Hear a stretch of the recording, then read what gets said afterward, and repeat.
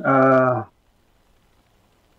bantuan keuangan provinsi ini, memang ketentuannya seperti itu.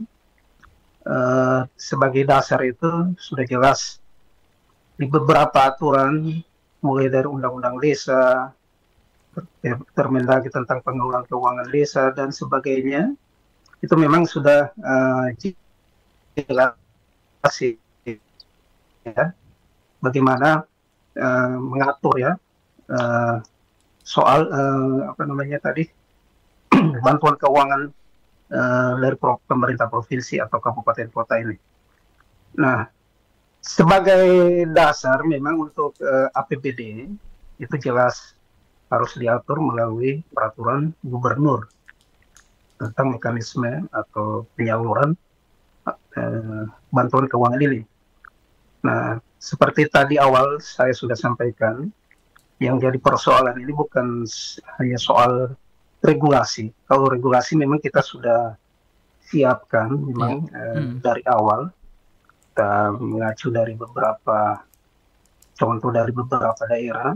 Hanya saja jawaban dari TAPD itu, Pak, soal keterbatasan ya, fiskal keuangan daerah, di mana kalau kita melihatnya APBD provinsi itu sebenarnya tidak beda jauh dari APBD Kabupaten Gorontalo ya.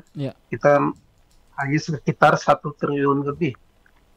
Dan itu pada tahun ini bahkan kita mendapat pemangkasan ya untuk efisiensi itu cukup besar, sehingga beberapa alokasi anggaran yang sudah ada di OPD terpaksa diefisiensikan untuk menutup beberapa kegiatan yang terkena imbas tadi.